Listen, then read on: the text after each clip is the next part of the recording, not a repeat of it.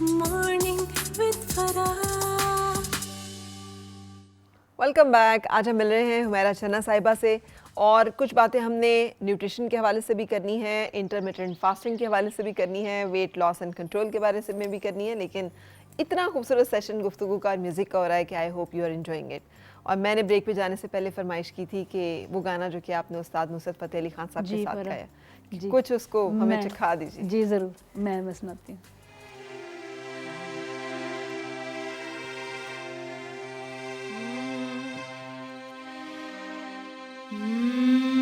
जलूं तेरे प्यार में, करूं इंतजार तेरा, किसी से कहा जाए ना,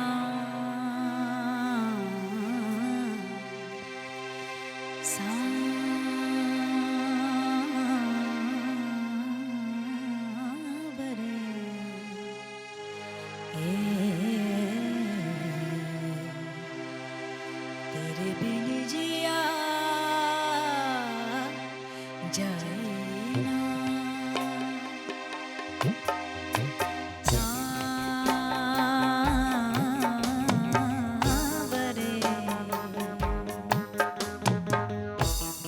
तेरे बिन जिया जाए ना।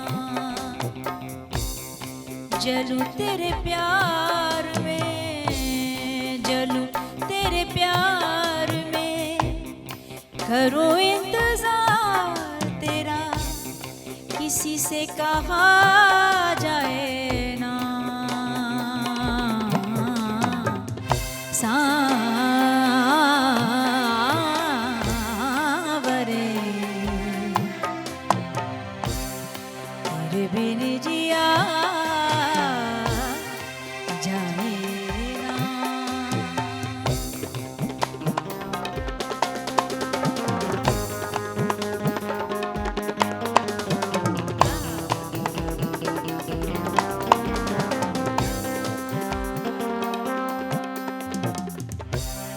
याद तिहारी मोरा मन तड़पाए, सारे रहना नींद ना आए। याद तिहारी मोरा मन तड़पाए, सारे रहना नींद ना आए।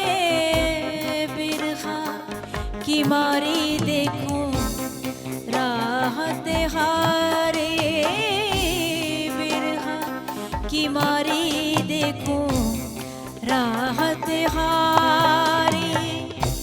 दो नैनों के दीप जलाए, जलूं तेरे प्यार में, करूं इंतजार तेरा, किसी से कहा जाए ना। सांवरे तेरे बिन जिया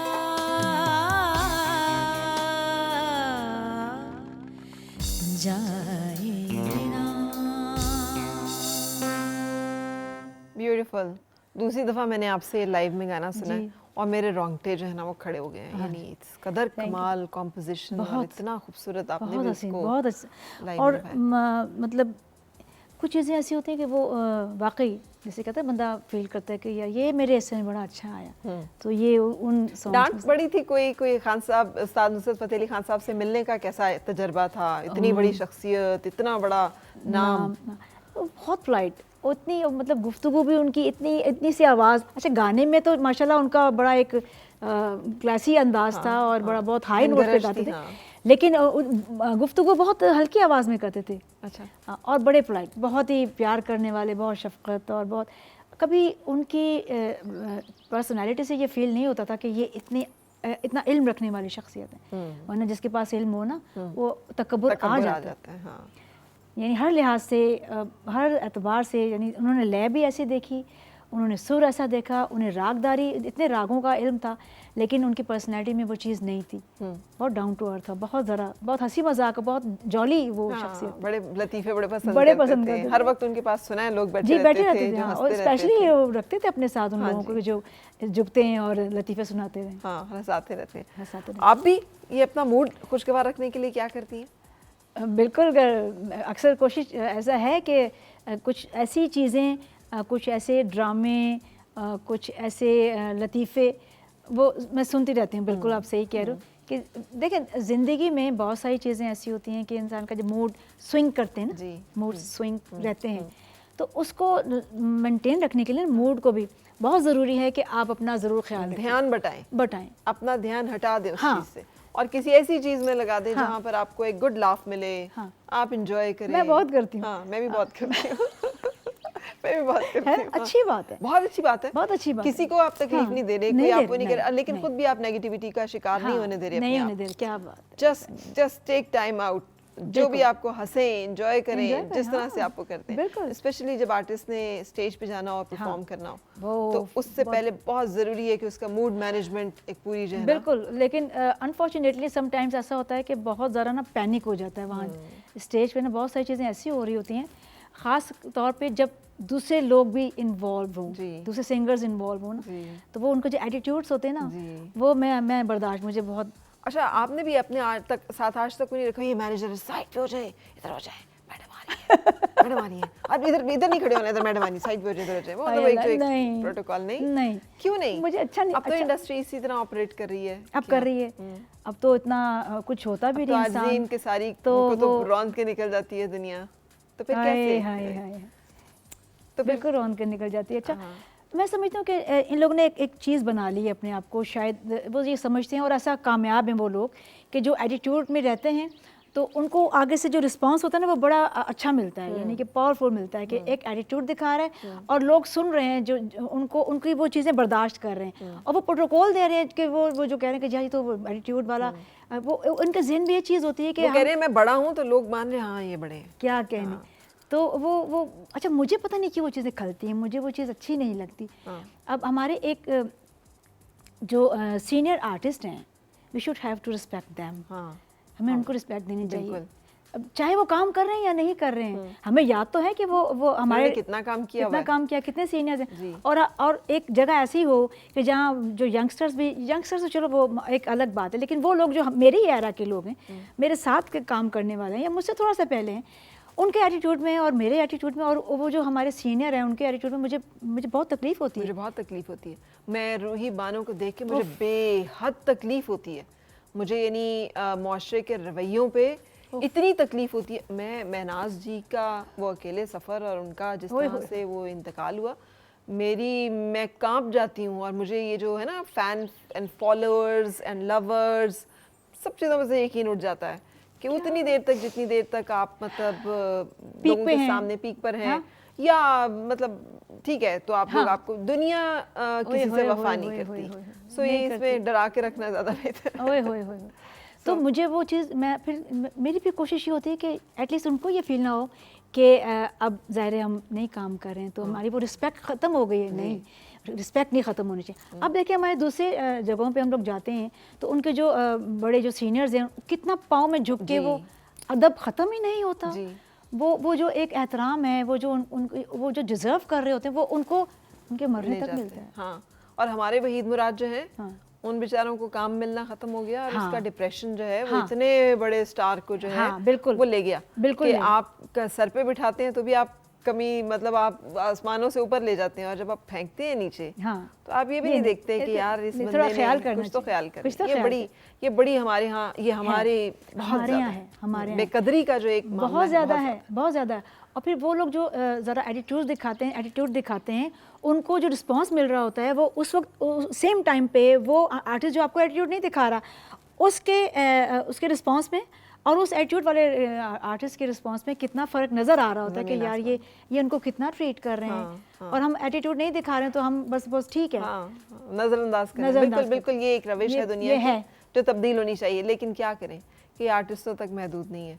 हमने तो मतलब डॉक्टर अब्दुल कदीर खान हमारे सामने तो एक लिविंग एग्जांपल ना, कि हम लोगों ने तो ये हमारा एक रवैया है जिस पे बहसियत कौम हमें सोचना पड़ेगा।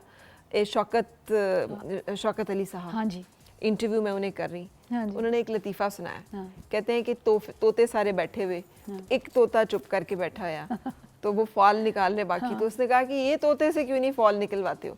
तो उसने कहा कि ये लेजेंड तोता है। अच्छा, तो कहते हैं हमारे यहाँ लेजेंड उसको बनाते हैं जिसको काम नहीं देना होता, उसको कहना शुरू कर देते हैं ये लेजेंड है, ये सीनियर है, उसका मतलब होता है कि अब इसे काम नहीं देना, सो उसे कॉर्नर कर देते हैं। ये आपके मुल्क का एक इतना बड़ा आर्टिस्ट जो है वो कह रहा है और उसका शिकवा है, लेकिन this is how we are. So program के तवसुत से ज़रूर हमें अपने रवैयों पे नज़रसानी करनी चाहिए। क्या अच्छी बात।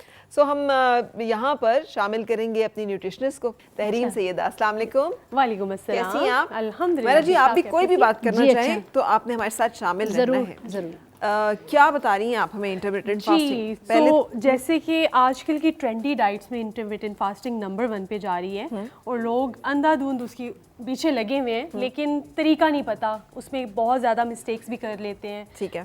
फॉलो करने की कोशिश करते हैं लेकिन चीज़ें पता नहीं होती किस टाइम पे क्या खाना है, किस तरीके से करना है। तो थोड़ा सा मैं उसका बैकग्राउंड बता दूं कि ये एक पैटर्न ऑफ डाइट है, टेक्निक ऑफ डाइट है to stay in caloric deficit. जब तक आप अपनी रिक्वायरमेंट से कम नहीं खाओगे तब तक वेट लॉस नहीं होता है। ठीक है। नंबर 1। नंबर 2 कि आपने एक विंडो सेलेक्ट कर लेनी है अपने खाने के लिए। उस विंडो के अंदर आपने पूरे दिन के खानों को सुकेड़ के उसी टाइम पे खाना है। उस टाइम पे खाना है और जिस टाइम पे नहीं खाना उस टाइम पे आपने नहीं खाना। बिल्कुल ऐसा ही है। सो 8 आवर्स एंड 16 आवर्स ये बड़ी फेमस विंडो होती है कि 8 आवर्स का भी है, 12 घंटे की भी है, लेकिन जो ज़्यादा रिजल्ट्स आते हैं वो 8 घंटे की ईटिंग विंडो एंड 16 घंटे की जो फास्टिंग होती है उस पे ज़्यादा रिजल्ट्स आते हैं। सो बिगिनर्स के लिए ये बड़ी कन्वीनियंट होती है। 16 घंटे की विंडो का मतलब ये है कि अगर शाम को आप 6 बजे या 5 बजे, 5:30, 6 बजे खा लेते हैं कुछ, तो उसके बाद कुछ ना खाएं, ये बहुत अच्छी है। सुबह आकर 10-11 बजे अगर आप अपना नाश्ता लेते हैं तो आपकी बॉडी उस दौरान में वो साइकिल कंप्लीट कर चुकी है, ऐसे ही है, आपका फास्टिंग कंप्लीट हो गई है। आप अगले 8 घंटे दिन में आराम से जो मर्जी नहीं, उसमें भी आपने कैलोरिक डेफिसिट। यही तो गलती होती है कि अब जो मर्जी, लोग ये समझते हैं कि अगर हमें अलाउ किया गया ना उस विंडो के अंदर खाने के लिए तो हम कुछ भी खा लें, तो उससे फिर उनको रिजल्ट्स नहीं आते और फिर कहते हैं कि जी हमारा तो वेट कम हो ही नहीं रहा है इस डाइट के ऊपर। ठीक है। सो बेसिकली हमने एक हेल्दी डाइट को ही फॉलो करना है। The bottom line is healthy diet. इसके बगैर आपका वेट लॉस हो ही नहीं सकता, क्योंकि जब तक कि आप आपको अपनी बॉडी को ठीक नहीं करते हो विद हेल्दी डाइट, आप कुछ भी टारगेट अपना अचीव नहीं कर पाते। तो क्या खाएं फिर और क्या अच्छा, बेसिकली अब विंडो हमने सिलेक्ट कर ली कि फॉर एग्जांपल आपने सुबह 10 बजे से अपना खाना पीना स्टार्ट करना है, तो start with a good breakfast. Breakfast के अंदर प्रोटीन्स भी होने चाहिए, उसके अंदर कुछ शुगर्स भी होने चाहिए जो आपको एनर्जी दे, और healthy sugars just like an egg. ठीक है। ये आपको प्रोटीन देगा। 2 उबले हुए अंडे खा लें, 1 खा लें, आपकी अपनी मर्जी है। आप इसको स्क्रैम्बल करके खा सकते हैं, हल्के से वेजिटेबल डाल के उसको ऑमलेट की शक्ल में बना के, इस तरह से आप उसको कंज्यूम कर सकते हैं। और साथ में कुछ खा लें डेट्स। ठीक है। 2 से 3 डेट्स वुड बी एनफ। 4 तक खाना है तो वो आपकी बॉडी वॉल्यूम पे डिपेंड। अगर 100 किलो से ज़्यादा का किसी का वेट है तो वो 4-5 भी खजूरें खा ले तो इट और अगर डायबिटिक हैं तो नो, उनके लिए है एप्पल। ठीक है, वो ये डायबिटिक के लिए एप्पल है। वो खजूरें ना खाएं, जो जिन लोगों को डायबिटीज़ है वो खजूरें ना खाएं, वो उसकी जगह पे सेब खा लें। और केला कौन लोग खाएं? ये वो लोग खाएं जिन्होंने एक्सरसाइज करनी है मॉर्निंग में, जिन्होंने सारा दिन भाग दौड़ करनी है, एक्सरसाइज, फुल फिजिकल एक्टिविटी जा रहे हैं आप। और इसके अलावा कुछ लोग प्रेफर करते हैं कि अर्ली मॉर्निंग एक्सरसाइज कर लें, फुल बॉडी वर्कआउट जिसको हम कहते हैं। जिम जाके भी कुछ लोग करना प्रेफर करते हैं, या घर में ही होम बेस्ड जो वर्कआउट्स होते हैं वो करना प्रेफर कर रहे होते हैं। सो वो करने से पहले 1 केला खा लें, उसके बाद एक्सरसाइज करें, और उसके बाद प्रोटीन्स, अंडा। बॉइल्ड अंडा ले लें तो ज़्यादा बेस्ट है कि उसमें ऑयल्स वगैरह नहीं होते एडिशनल। लेकिन अगर आप उसको वेजिटेबल ऑमलेट की शक्ल में बना रहे हैं हल्के से ऑयल के साथ, 2 अंडे ले लें और चलेगा। पोस्ट वर्कआउट एक अच्छा सा हो गया। ये हमारा हो गया सुबह 10 बजे का ये सारा पैटर्न। और इसमें से कोई ना कोई स्नैक अगर आपका स्किप हो जाता है कि फ्रूट आपका नाश्ते के साथ आपका दिल नहीं कर रहा, चाय लेना चाह रहे हैं आप, so even you can have a cup of T. हम पाकिस्तानी लोग चाय के बगैर तो नहीं चल सकते हैं ना, ऑफ कोर्स। सो आप 1 कप चाय का ले सकते हैं। उसके 1-2 घंटे के बाद 12 बजे तक अपना फ्रूट का इंटेक कर लें। सुबह 10 बजे से 12 बजे तक का आपका जो ये खाना पीना वो ये होना चाहिए। ठीक है। उसके बाद अब यहाँ पे आता है दोपहर का खाना। अब दोपहर में जब किसी इंसान ने 10-11 बजे अगर ब्रेकफास्ट किया या उससे भी लेट किया, तो दोपहर को अक्सर लोगों का खाने का दिल ही नहीं कर रहा होता। तो उनके लिए ये है कि या तो वो दालों का सूप बना के पी सकते हैं, सूप इस्तेमाल किया जा सकता है, बॉइल्ड राइस दाल चावल हल्के से जो है वो एक बहुत न्यूट्रिशियस मील भी होता है, उससे आपको पूरे दिन की एनर्जी भी मिल जाती है।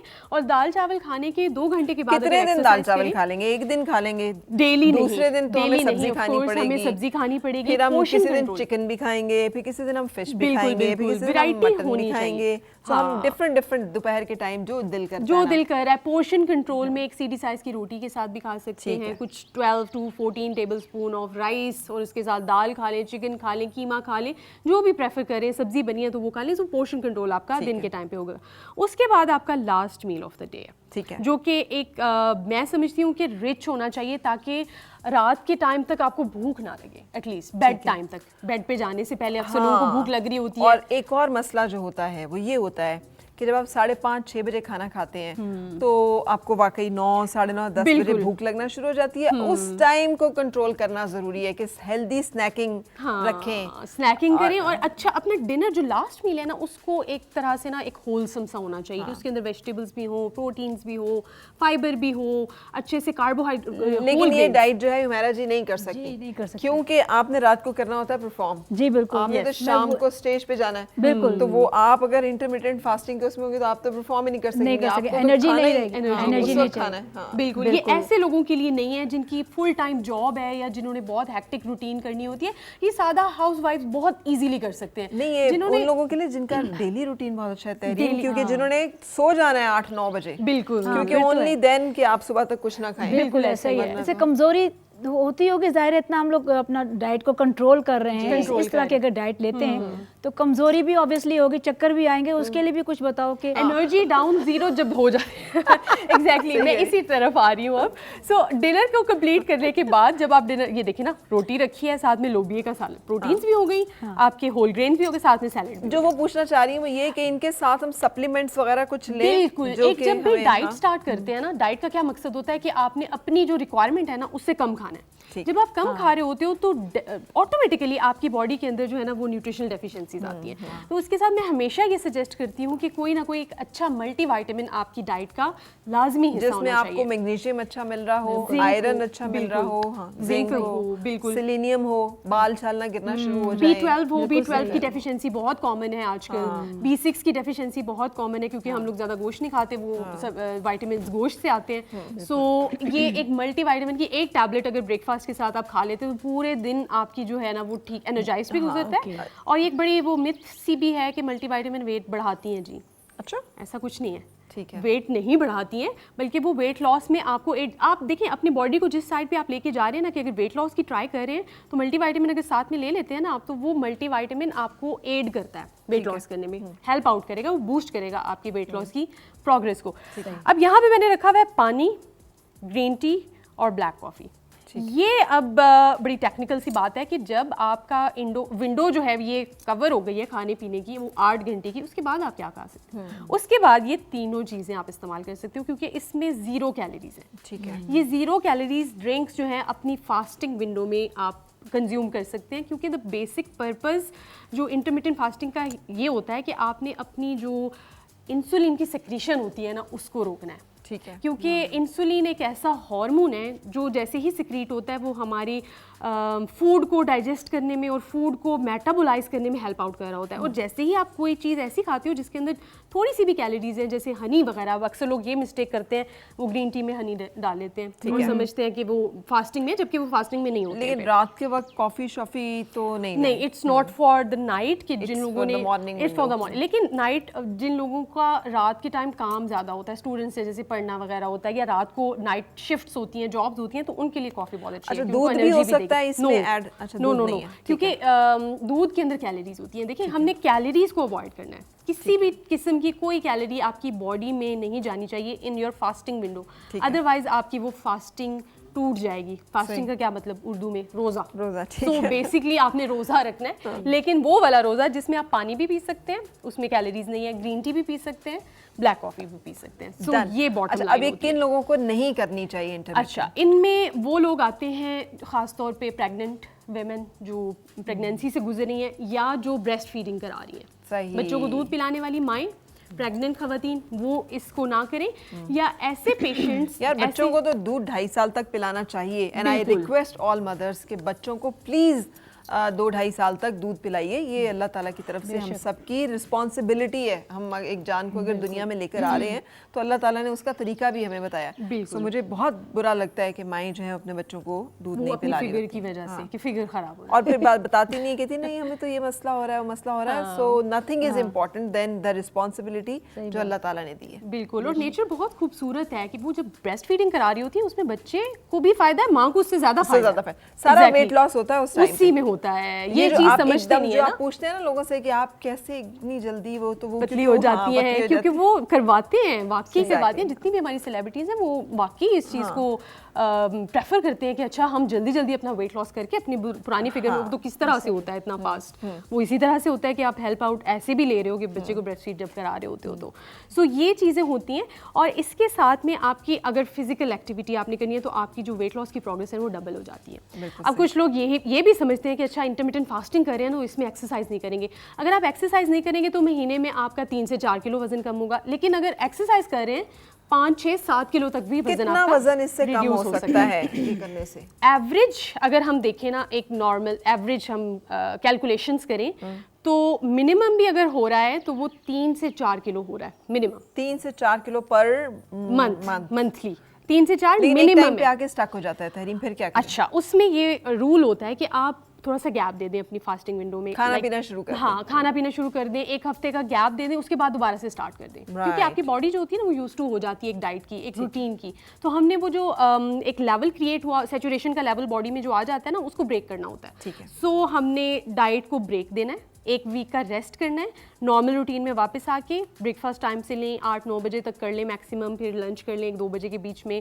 फिर डिनर कर लें 7-8 बजे तक, और रात को अगर आपका दिल है तो दूध वगैरह पी लें। सो इस तरह से आपने अपनी विंडो को रख लेना है 1 हफ्ते के लिए, और फिर 1 हफ्ते के बाद आप दोबारा इस रूटीन पे आ जाए। सो आपका वो जो प्लेटू होगा वो ब्रेक कर जाएगा। Thank you Tahreem Syed, thank you very much. अच्छा हुमैरा जी, आप ये इन चीज़ों पे यकीन रखती हैं, डाइटिंग एंड फास्टिंग एंड बिल्कुल है, एक्सरसाइज? बिल्कुल बिल्कुल कर रही होती अपने हैं? आप को मेंटेन रखने के लिए करना बहुत ज़रूरी है, लेकिन अनफॉर्चुनेटली वो चीज़ें आर्टिस्ट जो सिंगर है वो पूरा प्रॉपर उस साइकिल को नहीं कर सकता। मैं नहीं कर सकती, मुझे एकदम कमज़ोरी और चक्कर आना शुरू हो जाते हैं, क्योंकि इतनी एनर्जी चाहिए होती है। बहुत एनर्जी चाहिए होती है। और रात को जागने का जो काम है वो इटसेल्फ एनर्जी उसमें चाहिए। वो रूटीन, आपकी बॉडी रूटीन तोड़ रही होती है ना, जैसे साउंड बैरियर क्रॉस करते हैं ना आप। बिल्कुल बिल्कुल। हाँ। और फिर रात को अगर जाग रहे हैं तो भूख लगती है, खाना खा भी ले, चाहे लाइट को स्नैक्स भी ले लिए। किस तरह के खाने खाती हैं और किस तरह के खाने बनाती हैं? मैंने सुना आप खाना भी बहुत अच्छा बनाती हैं। हाँ जी, बस वो देसी खाने बहुत शौक से, और मुझे पिछले दिनों शौक रहा चाइनीज़ का ना, चाइनीज़ बनाने का, तो बनाती हूँ चिकन चिल्ली सॉस वाली ना, वाइट सॉस वाली, और चिकन फ्राइड राइस, वो बना बच्चे बहुत शौक से खाते हैं। अच्छा उमैरा जी, आप क्या समझती हैं कि जहाँ तक आपको यहाँ अल्लाह ताला ने जो मकाम दिया है, ये सिर्फ गुड लक है, किस्मत है, या मेहनत है? ये इनमें से किस चीज़ के ऊपर ज़्यादा यकीन है, किस्मत या मेहनत? देखा जाए तो किस्मत हो तो फिर ये सब चीज़ें आपको मिल जाती हैं, और वो मेहनत का सिला भी किस्मत के साथ ही है। वरना बहुत सारे ऐसे लोग बहुत सारी चीज़ें कर रहे होते हैं, बहुत मेहनत कर रहे होते हैं, लेकिन वो उन्हें जब तक किस्मत में ना हो वो चीज़ें नहीं मिलती। ठीक है। कोई निकनेम है आपका? बब्बू। बब्बू, ये तो मर्दाना सा, ये तो बचपन से नानी ने रखा था। अच्छा। हाँ, तो बब्बू गोशे भी कहते हैं आगे? बब्बू गोशे हाँ जी, कि सिर्फ नानी कहती होती थी। तो लेकिन अब घर में जब ज़्यादा प्यार आए ना, अच्छा भाइयों को भी समटाइम्स ऐसा, या मेरी बेटी अक्सर कहती है बब्बू बाज आ जाएं, तो वो फिर बब्बू कहते हैं। अच्छा लगता है ना, अच्छा अपने पुराने नाम अच्छा को लगता है, बिल्कुल बिल्कुल अच्छा लगता है। ठीक है। अच्छा मुझे ये भी बताइएगा कि कोई एक ख्वाहिश जो अभी तक आप समझती हैं कि अधूरी है, जो पूरा होना बाकी है, वन विश जी, जो अभी आपकी पूरी हो सकती है, जैसे, तो क्या मांगना चाहेंगी? मैं खैर वन विश तो हज़ारों ख्वाहिशें ऐसी कि हर ख्वाहिश पे दम निकले, लेकिन ये ज़रूरत है, मैंने ये सोचती हूँ अक्सर कि अल्लाह ने मुझे बहुत टैलेंट अता किया है, मुझे बहुत अच्छी आवाज़ से नवाजा है, और मेरी जो सूझबूझ है सुर के हवाले से वो थोड़ी सी डिटेल्स के साथ है, मुझ में ख़ुद में है। अच्छा मुकम्मल कोई चीज़ नहीं, मैं मुकम्मल नहीं हूँ, मुकम्मल मेरे रब की ज़ात है, खुदा की ज़ात है। जिस तरह की मेरी आवाज़, जिस तरह का मेरा स्टाइल, जिस तरह का मेरी गायकी है ना, मुझे अब तक वैसे गाने नहीं मिले, मुझे वैसा नहीं वो चीज़ नहीं मिली गाने को कि जो मैं कहूँ कि हाँ बहुत कुछ गाया, बहुत अच्छा गाया। ये मैं नहीं कह रही कि जी मैंने बिल्कुल इन चीज़ों से मैं दूर हूँ, ऐसा नहीं है, लेकिन अभी वो ख्वाहिश है कि बहुत सारी चीज़ें सुनती हूँ तो सोचती हूँ कि ये तो मैं कह सकती हूँ, ये गाना तो मैं ऐसा तो गा सकती हूँ, तो वैसे गाने नहीं मुझे नहीं मिले। ये 1000 से ज़्यादा माशाल्लाह आपने गाने गाए, लेकिन जो एक तशनगी आपके अंदर है वो भी है। आई थॉट आप किसी अवार्ड का कहेंगी कि फ़लाँ ये तमगा इम्तियाज़ नहीं मिला या फ़लानी मिला, लेकिन आपने सिर्फ अपने फ़न के निखार की ही ख्वाहिश की है, यही ख्वाहिश है कि मुझे उसमें जो है बेहतरी आ जाए। वाह, आप जैसे लोग कम ही होते हैं। अच्छा, अब मैं, क्योंकि आपके गानों का सिलेक्शन बहुत अच्छा है, तो कुछ हमने बेतरतीब किए हैं गाने। अच्छा ठीक है, तो उनको आपने उनसे इस जुमले से जो भी गाना बनता है इसको तरतीब देके, ठीक है, हम आपसे वो गाना सुनना चाहेंगे। जरूर, ठीक है, आपकी इजाजत है? जी बिस्मिल्लाह। सो पहला जो बेतरतीब गाना हमने आपके लिए रखा है, जी बिल्कुल, दिलदा जानी।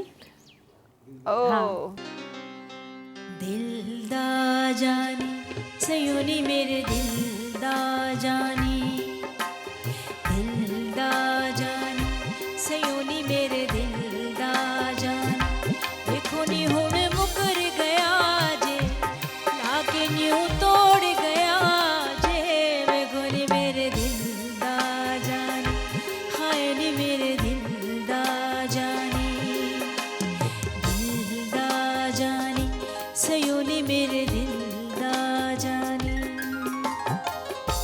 ब्यूटीफुल। और बड़ा सीन गाना। इससे क्या गाना बनेगा भला? मैं तेरे संग कैसे।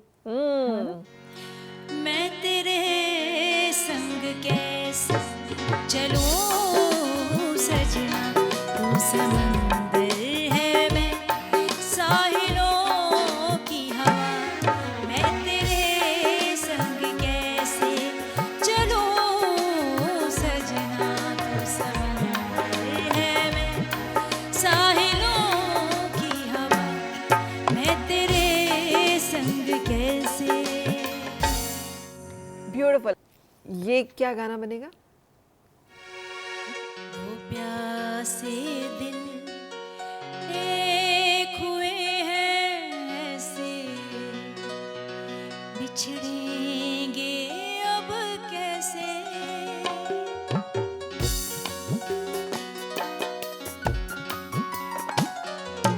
दो प्यासे दिल एक हुए हैं ऐसे, बिछड़ेंगे अब कैसे, प्यार मुझे करते ही रहना सारी उम्र तुम ऐसे, एक दूजे में खो जाते नदिया सागर जैसे, दो प्यासे दिल एक हुए हैं ऐसे, बिछड़ेंगे अब कैसे।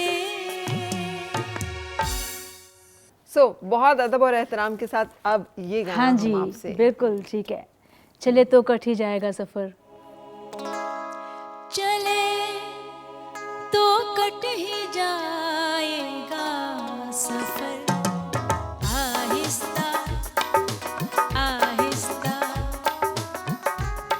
हम उसके पास जाते थे, मगर आहिस्ता आहिस्ता चले तो कट ही जाएगा सफर, आहिस्ता आहिस्ता आहिस्ता। क्या खूबसूरत गाना है ना? अच्छा गाना। ये मुसरत नज़ीर साहिबा जी, का जी, जी, उन्होंने उनका। खुद ही पहली दफ़ा गाया है बिल्कुल, ना? उनका था, और ये हाँ। देखिए गाने आहिस्ता आहिस्ता आहिस्ता आहिस्ता हमारी जहन हाँ, से, यादों से भी बिल्कुल, महव, बिल्कुल, लेकिन मैं कितना बिल्कुल खूबसूरत लग दूर रहा हो है। जाते हैं, हाँ सही कह रहे हैं। Thank you so much. आपका कितने शुक्रिया। खूबसूरत गाने जो हैं वो हम सुन रहे हैं।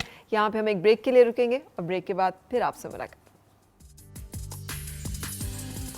और मिलके गुनगुनाए हैं गुमशुदा जो खुशियाँ, सारी वो ढूंढ लाए, आओ फिर से मुस्कुराए, मॉर्निंग विद फराह।